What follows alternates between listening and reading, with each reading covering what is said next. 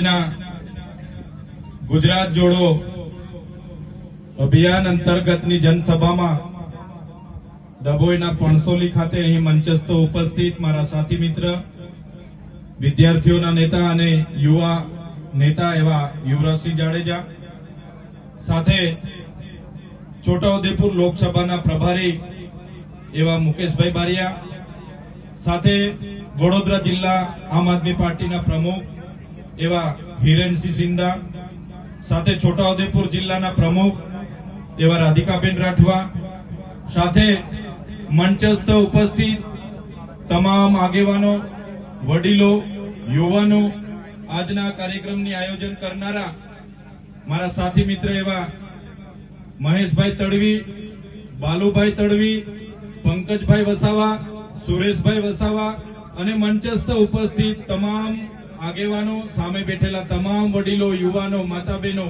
સૌને મારા લાખ લાખ જોહાર કરું છું, સૌને મારા વંદન કરું છું.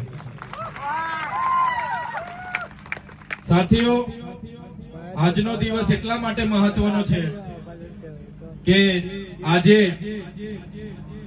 બંધારણ સભાના આપણા આદિવાસી સભ્ય,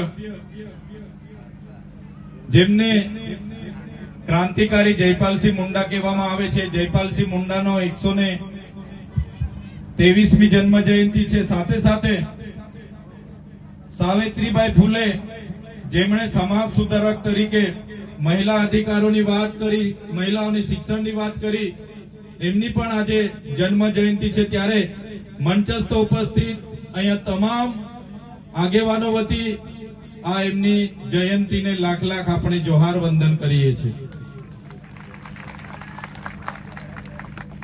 આગળના વક્તાઓએ તમામ વાતો કરી છે, ત્યારે હું વધારે સમય નથી લેવાનો.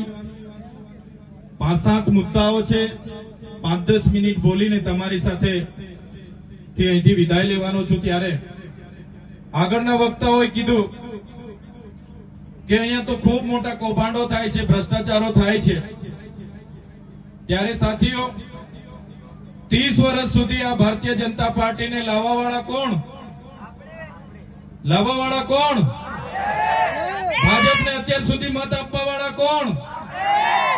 આપણે 5 વર્ષ સુધી પીવાના પાણીની રજૂઆતો કરવા જઈએ છીએ, રસ્તા નથી સારા એની રજૂઆતો કરવા જઈએ છીએ, આંગણવાડી નથી એની રજૂઆતો કરવા જઈએ, શિક્ષક મૂકી આપો એની આંદોલન કરવા જઈએ, યુવાનોને રોજગારી મળે એના આંદોલન કરવા જઈએ.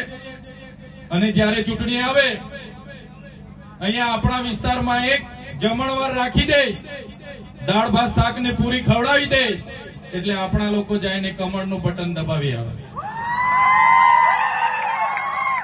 બધી તકલીફો ભૂલી જાય, બધી સમસ્યાઓ ભૂલી જાય, બસ એક દિવસ જમણવારમાં જઈને જમી લેવાનું. કોઈ હારા નેતા આવે ને હારું ભાષણ કરી દે, વાયદા કરી દે, એટલે આપણા જ લોકો જઈને બટનો દબાવી આવે. સાચી વાત છે કે ખોટી વાત છે? બધાએ કર્યું છે ને આવું? હવે ખબર પડી ને શું થાય તે? પડી ને ખબર શું થાય તે? પડી ગઈ ને? હવે દબાવશો? પાછળ વાળા બોલતા નથી ભાઈ, દબાવવાના તો હા કહી દો. હજુ લાવવાના? તમે જોઈ લો, નર્મદા પરિયોજનાની ડેમ બન્યો, આપણા લોકોને ત્યાંથી વિસ્થાપિત કરવામાં આવ્યા. આ સરકારે આપણા લોકોને એવું કીધું કે જે પણ લોકોના ગામો અહીંયાથી વિસ્થાપિત થાય છે એ લોકોને જમીન સામે અમે જમીન આપીશું. એક પરિવારમાંથી એક વ્યક્તિને સરદાર સરોવર નિગમમાં કાયમી રોજગારી આપીશું. સિંચાઈનું પાણી એમને ખેતરમાં મફત આપીશું. એમને ખેતીવાડીની વીજળી મફત આપીશું.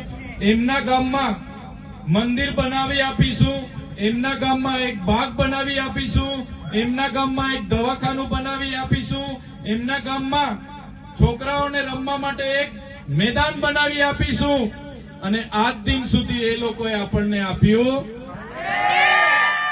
આજે આપણા કોઈ વ્યક્તિ ગામમાં મરણ પામે છે, એ વ્યક્તિને અગ્નિ સંસ્કાર કરવા માટે પણ સ્મશાન સુદ્ધા લોકોએ આપણને આપ્યા નથી. સાચી વાત છે કે ખોટી વાત છે? સ્મશાન માટે આજે ઝઘડા થાય છે, એમની દફન વિધિ કરવા માટે જગ્યા માટે ઝઘડા થાય છે. તો હજુ ભાજપને લાવવા માંગો છો? હજુ ભાજપને લાવવા માંગો છો? એટલે જ અમે તમારી